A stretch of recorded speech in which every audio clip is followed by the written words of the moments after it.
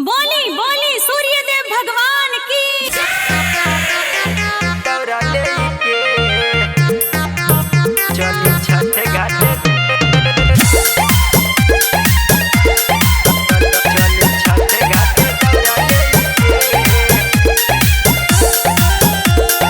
Music by Abdul Rahman. Chhath ghat दौरा सैया पियर पियर धोती पहनी के चली छठ घाट दौरा लेके हो सैया पियर पियर धोती पहनी के चली छठ घाट दौरा लेके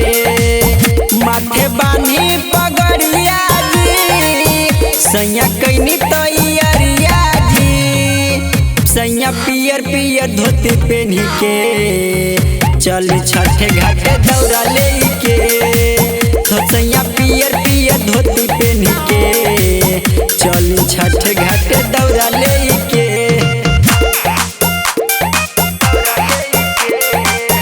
चली छठ घाट म्यूजिक बाय अब्दुल रहमान। छठ घाट दौरा mix by Tulsi recording studio. भोर भइल उग जाई सूरज देवा जी चली दौरा लेके संग पति देवा जी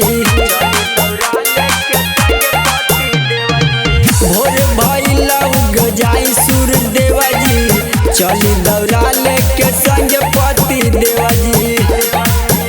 दौरा कैनी तैयारिया जी पिया बार दीदियरिया जी सैया पियर पियर धोती पहनी के चली छठ घाट दौरा लेके सैया पियर पियर धोती पहनी के चली छठ घाट दौरा लेके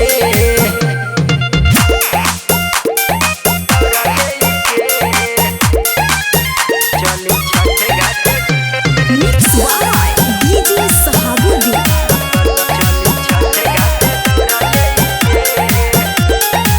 ले ली पिया देवरायन कुश के संग ले जाई है गुलशन गोविंद के ले ली पिया देवरायन कुश के संग ले जाई है गुलशन गोविंद के सब जात बारे घटिया जी हम भूखल बानी छठिया जी सैया पियर पियर धोती पहनी के चली छठ घाट दौरा लेके